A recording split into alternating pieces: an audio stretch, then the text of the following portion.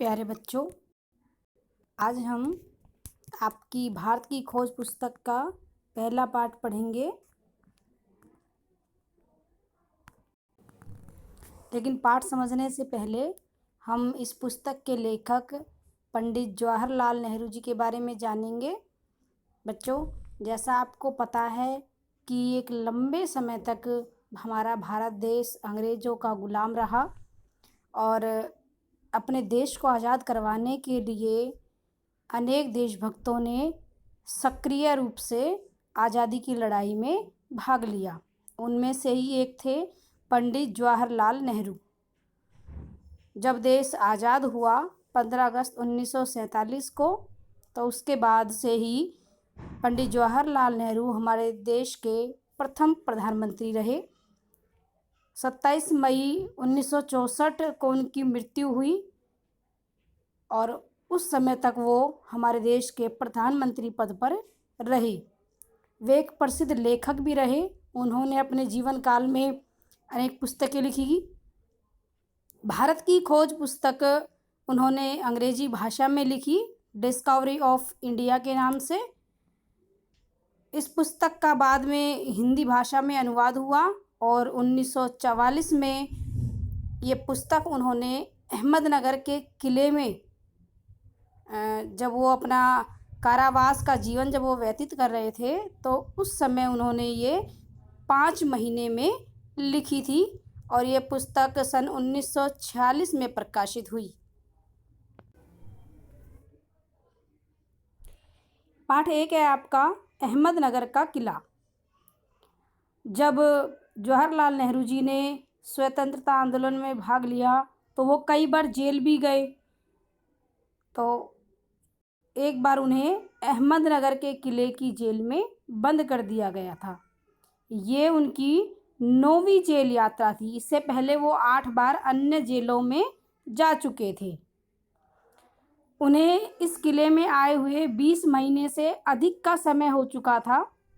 जब वो इस किले में आए थे, उस समय शुक्ल पक्ष के दूज के चांद ने, शुक्ल पक्ष यानी अमावस्या के बाद और पूर्णिमा तक के जो बीच का समय होता है, उसे कहते हैं शुक्ल पक्ष। तो जब वो आए अहमदनगर के किले में, तो उस समय क्या था, शुक्ल पक्ष के दूज यानी जो शुक्ल पक्ष के बाद एक दिन आता है, उससे दूसरे दिन दूज, तो दूज के दिन वो इस किले में आए थे। उसके बाद जवाहरलाल नेहरू जी कहते हैं कि जब भी दूज का चांद आता, तभी उन्हें ये आभास होता, ये पता लग जाता था कि अब उनके कारावास का 1 महीना बीत चुका है।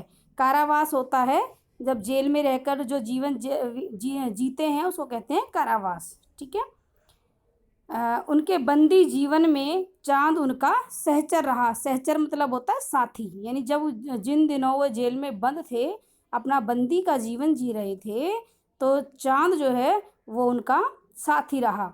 चांद उन्हें हमेशा ये प्रेरणा देता था कि हर अंधेरे के बाद उजाला आता है। जैसे हम देखते हैं कि रात को आसमान में अंधेरा होता है, लेकिन जैसे ही चांद जब आसमान में दिखाई देता है, तो चांद के आसपास की रोशनी से जो अंधेरा है वो छट जाता है। तो चांद पंडित जवाहरलाल नेहरू को भी यही प्रेरणा देता है कि हर अंधेरे के बाद उजाला जरूर होता है।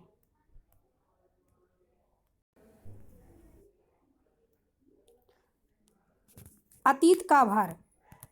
पंडित जवाहरलाल नेहरू जी बताते हैं कि जब वो अहमदनगर के किले में आए, तो उससे पहले भी वो अनेक जेलों में गए। वहाँ पर भी उन्होंने बागवानी का काम किया।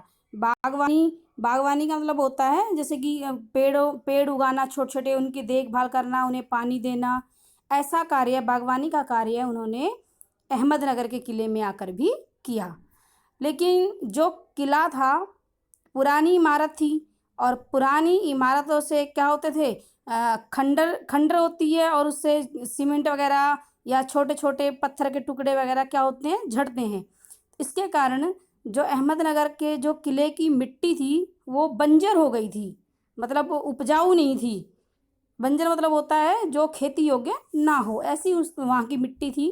लेकिन जो पंडित जवाहरलाल नेहरू हैं उन्होंने अपनी मेहनत से और लगन से उस मिट्टी को उपजाऊ बना दिया।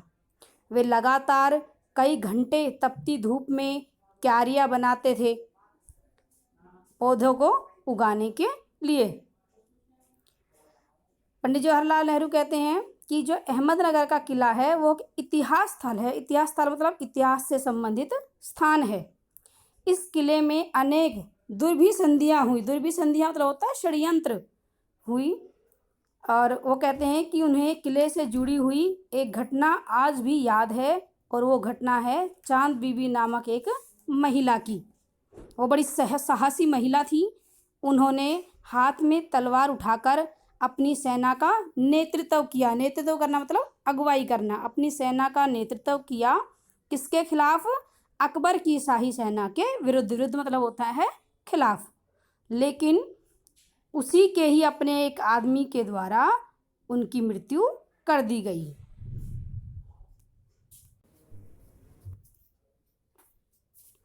लेखक बताते हैं कि जब उन्होंने ज़मीन को उपजाऊ बनाने के लिए खुदाई का कार्य किया तो खुदाई के समय उन्हें अनेक गुंबद और इमारतों के ऊपरी हिस्से मिले।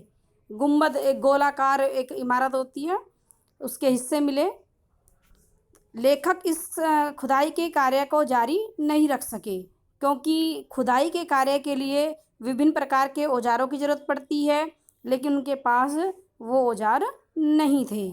और जो जेल के जो अधिकारी थे उन्होंने भी पंडित जवाहरलाल नेहरू को इस खुदाई के कार्य को जारी रखने की अनुमति नहीं दी।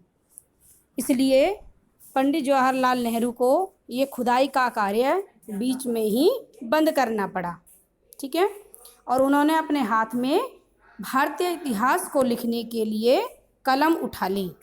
लेखक का मानना था कि वे ना तो ईश्वर के दूत की तरह भविष्य के बारे में लिख सकते हैं और ना ही इतिहासकार और विद्वान की तरह वे लिख सकते हैं। वह तो केवल अतीत और वर्तमान के विचारों को जोड़कर उनके बारे में लिखना चाहते हैं।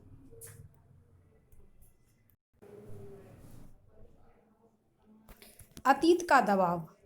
पंडित जवाहरलाल नेहरू जी कहते हैं कि जो लोग पुरानी सभ्यताओं से जुड़े हुए हैं, सभ्यताएं मतलब हमारी परंपराएं, हमारे रीति रिवाज, जो उनसे जुड़े हुए हैं उन पर अतीत मतलब बीता हुआ समय, ठीक है, अतीत का दबाव जो है प्रभाव डालता है।